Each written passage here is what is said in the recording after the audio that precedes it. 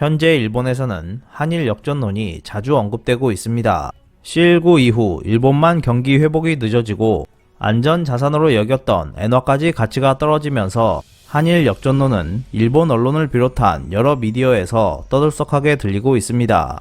지난 12월 15일 일본 경제지 니혼게이자이 신문에 따르면 일본의 싱크탱크로 불리는 일본경제연구센터는 아시아 경제 중기 예측에서 일본의 1인당 명목 국내 총 생산이 2027년에 한국을 밑돌 것이고 2028년에는 대만에도 역전될 것이라고 분석했습니다. 이와 함께 일본에서 주로 거론되고 있는 것은 세 가지 지표에서 보여주고 있는 한일 역전입니다. 첫 번째는 구매력 평가 기준 1인당 GDP이고 두 번째 역시 구매력 평가 기준 연간 임금이며 그리고 마지막이 달러 기준에서의 군사비입니다. 각각의 데이터는 세계 주요 기관에서 발표한 내용으로 첫 번째는 세계은행이나 IMF의 일반적인 통계가 이용되고 있고 두 번째는 OECD 자료이며 그리고 세 번째 군사비에 대해서는 스톡홀름 국제평화연구소의 통계가 사용되고 있습니다. 한일 간의 역전 현상은 어제 오늘의 일이 아닙니다. 하지만 여기에는 흥미로운 두 가지가 있습니다. 첫 번째는 왜 지금 이러한 이야기가 일본에서 갑자기 각광받고 있는 것인가 하는 것입니다. 예를 들어 IMF 통계 자료에서 살펴보면 구매력 평가 기준 1인당 GDP에서 한국이 일본을 추월한 때는 2018년으로 이미 3년 전 일입니다. OECD가 발표하는 구매력 평가 기준 연간 임금도 한국이 일본을 앞지른 해는 2015년으로 6년이나 지났습니다. 그리고 역전된 것으로 알려진 달러 기준 군사비는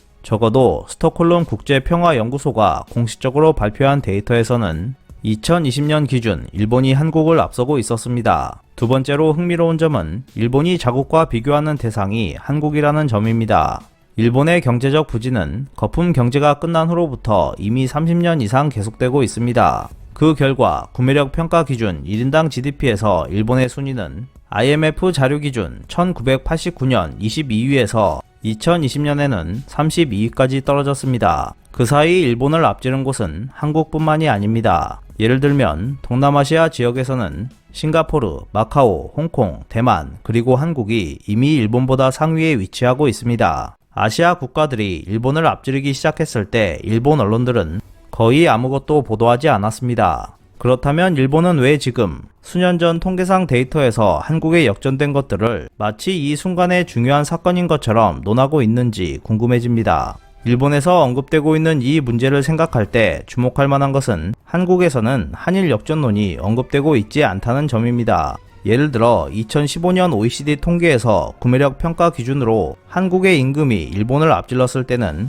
한국의 일부 언론이 이를 보도한 적이 있었습니다. 그렇다고는 해도 한국이 일본을 넘어섰다고 자랑하거나 축하하지는 않았습니다. 그리고 지금 한국에서는 그 논의조차 찾아보기 어려울 정도입니다.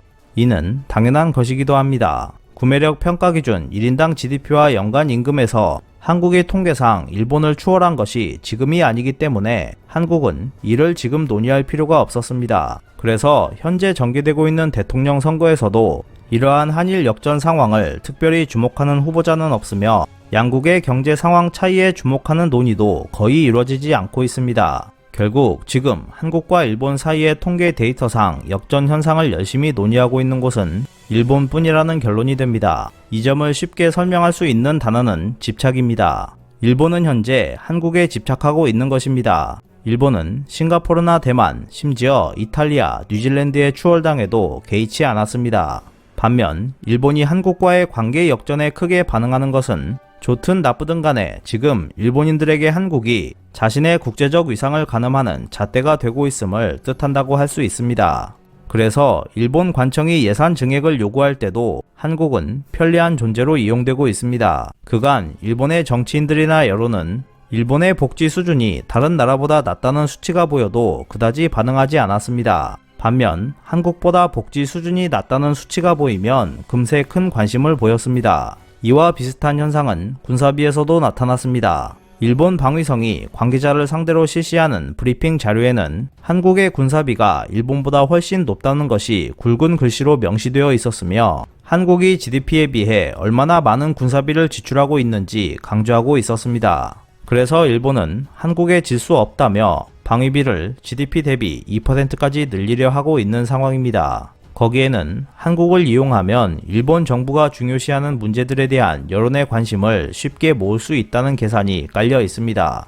그렇게 되면 큰 이익을 얻게 되는 사람이 발생하게 됩니다. 현재 일본은 아이러니컬하게도 한국을 라이벌 관계로 강하게 인식하면서도 한국을 벤치마킹하고 있는 상황입니다. 그래서 일본인들은 예를 들어 C19에 관한 대처에 대해서도 한국이 할 수 있는 일을 일본이 못할 리 없다고 쉽게 결론짓고 있습니다. 하지만 거기에는 한국이 할 수 있는 것은 일본도 할 수 있다고 생각할 만한 아무런 근거도 제시되지 않고 있습니다.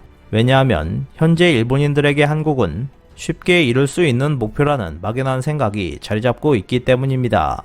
물론 거기에는 일본인들 사이에 널리 퍼져 있는 한국에 대한 편견도 자리잡고 있습니다. 그렇다고 해도 그것만으로는 하필 왜 지금 일본에서 한일 역전이 특별하게 논의되고 있는지를 설명할 수 없습니다. 앞서 언급했듯이 한일 간 역전 현상이 벌어진 것은 지금이 아니기 때문입니다. IMF가 올해 10월에 발표한 전망에 따르면 많은 나라가 지난해 심각한 경제적 위기에서 회복세를 보이는 가운데 일본의 경제 성장률은 G7 중 가장 낮은 2.4%에 머물 것으로 예측했습니다.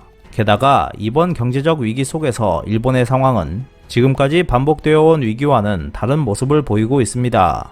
예를 들어 과거 세계경제 위기 때마다 안전한 화폐로 여겨졌던 엔화는 이번 C19 위기에서 오히려 가치가 떨어졌습니다. 그 결과 일본인들의 미래에 대한 불안감은 더욱 커져버렸습니다.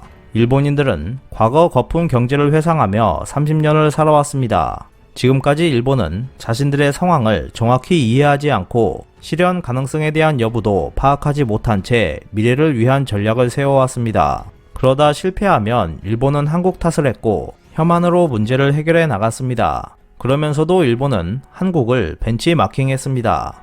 일본은 스스로 미래를 위한 전략을 만들어내지 못했습니다. 그 이유는 자신들을 둘러싼 상황을 정확히 파악하지 못했기 때문일 것입니다. 일본이 한국을 벤치마킹하고 자신들이 처한 현실을 파악할 수 있게 된다면 일본인들에게는 아마 나쁜 일은 아닐 것입니다. 하지만 일본은 자신들을 둘러싼 현실을 인정하지 않고 있기 때문에 미래상을 그릴 수 없을 것입니다. 이를 종합해보면 한국을 향한 일본의 집착은 쉽게 사라지지 않을 것으로 보입니다.